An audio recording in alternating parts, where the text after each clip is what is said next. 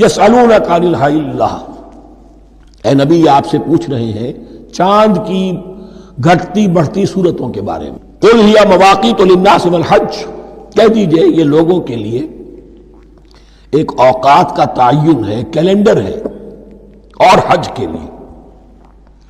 اب دیکھو آپ کو معلوم ہے کہ یہ اللہ تعالیٰ نے کیلنڈر لٹکا دیا ہے، معلوم ہو گیا یہ چاند پہلی تاریخ ہو گئی، کچھ دنوں کے بعد آپ نے دیکھا معلوم ہوتا ہے کہ اب ایک ہفتہ گزر گیا ہے، آدھا چاند ہو گیا ہے، 2 ہفتے ہو گئے، پورا چاند ہو گیا ہے، پھر نے گھٹنا شروع کیا۔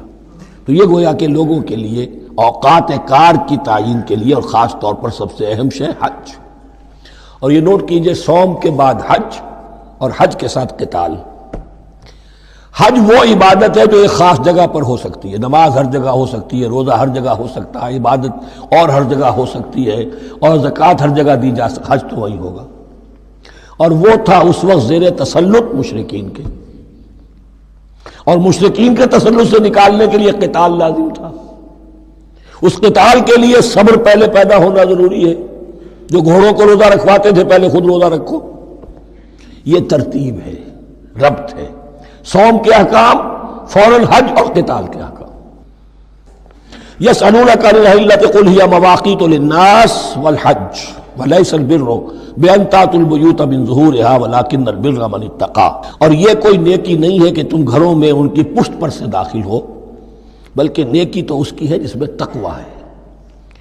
یہ اصل میں ان کے ہاں ایک رواج تھا، کیونکہ حج تو ہو رہا تھا ایام جاہلیت میں بھی، اس کے مناسک کی بگڑی ہوئی شکلیں بھی موجود تھیں، کچھ ترمیمیں انہوں نے کر دی تھی، یہ حج تو تھا ان کا۔ وہ یہ کرتے تھے جب گھر سے مکے سے نکل گئے احرام باندھ کر، اب اگر کسی ضرورت سے گھر واپس جانا پڑ گیا تو سمجھتے تھے کہ احرام باندھ کر نکل آئے ہیں، اب دروازے سے تو نہیں جا سکتے، گھسیں گے کہیں پیچھے سے کہیں اوپر سے پھاند کر دیوار آئیں گے، اور اسے سمجھتے تھے بڑا تقویٰ ہے۔ فرمایا یہ کوئی نیکی کی بات نہیں، یہ سرے سے نیکی نہیں۔ ولیس البر، یہ ہرگز نیکی نہیں ہے ان تأتوا البیوت من ظہورها کہ تم ان کے تم گھروں میں داخل ہو ان کے پچھواڑے سے، ولکن البر من اتقى۔ اب یہاں اس پوری آیت کو ذہن میں رکھ لیجئے، آیت البر کے آخر میں لفظ تھا اولئک هم المتقون ولکن البر من اتقى۔ گویا کہ وہ پورا تصور جو ہے یہاں پر جو آیا بر میں آ چکا ہے، اس کو اس لفظ کے حوالے سے اس پورے تصور کو پھر آپ کے ذہن میں تازہ کر دیا۔ وَأْتُوا الْبُيُوتَ مِنْ أَبْوَابِهَا، گھروں میں داخل ہو ان کے دروازوں سے، وَاتَّقُوا اللَّهَ لَعَلَّكُمْ تُفْلِحُونَ، اور اللہ کا تقوی اختیار کرو تاکہ تم فلاح پاؤ۔ وَقَاتِلُوا فِي سَبِيلِ اللَّهِ الَّذِينَ يُقَاتِلُونَكُمْ، لیجئے قتال آ گیا۔ اب یہ تیسری کڑی آ گئی نا، ایک لڑی عبادات کی، ایک لڑی معاملات کی، ایک لڑی انفاق کی، ایک لڑی قتال کی، یہ چوتھی کڑی ہے۔ وَقَاتِلُوا فِي سَبِيلِ اللَّهِ الَّذِينَ يُقَاتِلُونَ، اللہ قتال کرو اللہ کی راہ میں ان سے جو تم سے قتال کر رہے ہیں۔ وَلَا تَعْتَدُوا، لیکن حد سے تجاوز نہ کرو۔ ان اللہ لا يحب المعتدین، اللہ تعالی حد سے تجاوز کرنے والوں کو پسند نہیں کرتا۔ وَاقْتُلُوهُمْ حَيْثُ ثَقِفْتُمُوهُمْ، انہیں قتل کرو جہاں بھی پاؤ۔ وَأَخْرِجُوهُمْ مِنْ حَيْثُ أَخْرَجُوكُمْ، اور نکالو انہیں وہاں سے جہاں سے انہوں نے تمہیں نکالا ہے۔ مہاجرین کہاں سے نکالے گئے تھے؟ مکے سے۔ محمد الرسول اللہ پر وہاں پر حیات تنگ کر دی گئی تھی، قافیہ تنگ کر دیا گیا تھا، تبھی تو آپ نے ہجرت کی۔ نکالو انہیں وہاں سے جہاں سے انہوں نے تمہیں نکالا ہے۔ والفتنة اشد من القتل، اور یہ خیال نہ رہے کہ قتل اور خون ریزی جو ہے تو بری بات ہے، فتنہ اس سے بھی زیادہ بری بات ہے۔ فتنہ کیا ہے؟ ایسے حالات جن میں کہ انسان اللہ خدائے واحد کی بندگی نہ کر سکے، اسے غلط کاموں پر مجبور کیا جائے، حرام خوری پر مجبور ہو گیا ہو، یہ سارے حالات فتنہ ہیں۔ تو قتل اور خون ریزی اتنی بری شے نہیں ہے جتنی فتنہ۔ والفتنة اشد من القتل ولا تقاتلوهم عند المسجد الحرام حتى يقاتلوكم فيه، ہاں مسجد حرام وہ چونکہ اسے تو امن کی جگہ بنا دیا گیا ہے، ان سے جنگ مت کرو مسجد حرام کے پاس جو بھی حرم کا علاقہ ہے، حتیٰ یقاتلوکم، یہاں تک کہ وہ خود تم سے قتال کریں اس میں۔ فَإِن قَاتَلُوكُمْ، پھر اگر وہ تم سے قتال کرتے جنگ کرتے ہیں، فَاقْتُلُوهُمْ، تو قتل کرو انہیں۔ كَذَلِكَ جَزَاءُ الْكَافِرِينَ، یہی بدلہ ہے کافروں کا۔ وَفَإِنِ انْتَهَوْا فَإِنَّ اللَّهَ غَفُورٌ رَحِيمٌ، اگر وہ باز آ جائے تو اللہ غفور اور رحیم ہے۔ وَقَاتِلُوهُمْ حَتَّى لَا تَكُونَ فِتْنَةٌ وَيَكُونَ الدِّينُ لِلَّهِ۔ اب جب یہ جنگ کا مرحلہ شروع ہو گیا ہے دعوت محمدی کے سلسلے میں صلی اللہ علیہ وسلم، تو مسلمانوں جان لو ایک دور تھا 12-13 برس تک تمہیں حکم تھا کفو ایدیکم، مارے کھاؤ ہاتھ نہ اٹھاؤ۔ اب یہ نیا دور آ گیا ہے، تمہاری دعوت و تحریک جو ہے وہ نئے دور میں داخل ہو گئی ہے۔ اب جب تمہاری تلواریں نیام سے باہر آ گئی ہیں، اب یہ نیام میں نہ جائیں جب تک کہ فتنہ بالکل ختم نہ ہو جائے اور دین اللہ ہی کے لیے ہو جائے، اللہ کا دین قائم ہو جائے۔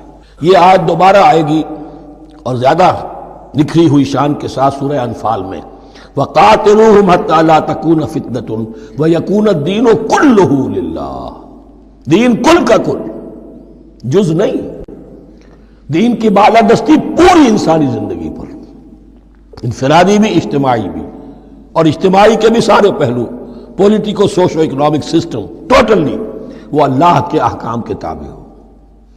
وَقَاتِلُوهُمْ حَتَّى لَا تَكُونَ فِتْنَةٌ وَيَكُونَ الدِّينُ لِلَّهِ فَإِنِ انْتَهَوْا فَلَا عُدْوَانَ إِلَّا عَلَى الظَّالِمِينَ۔ پھر اگر وہ باز آ جائے، صلح چاہے تو ٹھیک ہے، پھر ظالموں کے اوپر جو ہے سوائے ظالموں کے کسی پر زیادتی جائز نہیں۔ الشہر الحرام بالشہر الحرام، حرمت والا مہینہ بدلہ ہے حرمت والے مہینے کا، والحرمات قصاص، اور حرمات کے اندر بھی بدلہ ہے۔ فمن اعتدى علیکم فاعتدوا علیہ بمثل ما اعتدى علیکم، تو جو کوئی بھی تم پر زیادتی کرتا ہے، دست درازی کرتا ہے، تو تم بھی اس کے خلاف کارروائی کرو، اقدام کرو جیسے کہ اس نے تم پر زیادتی کی۔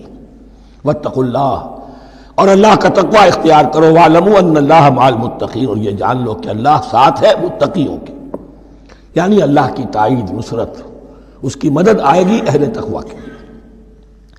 اب دیکھیے وہ تیسری کڑی یہاں بہت چھوٹی سی آئی ہے، قتال کی ذرا زیادہ بڑی کڑی آ گئی ہے اور یہ چھوٹی سی کڑی آ رہی ہے۔ قتال کے لیے لازم ہے انفاق بھی۔ جنگ کیسے ہوگی اگر فوج کے لیے ساز و سامان نہ ہو، رسد کا اہتمام نہ ہو، ہتھیار نہ ہو، سواریاں نہ ہو، کیسے ہوگی جنگ؟ وَأَنفِقُوا فِي سَبِيلِ اللَّهِ وَلَا تُلْقُوا بِأَيْدِيكُمْ إِلَى التَّهْلُكَةِ، خرچ کرو اللہ کی راہ میں اور مت ڈالو اپنے آپ کو اپنے ہاتھوں ہلاکت میں۔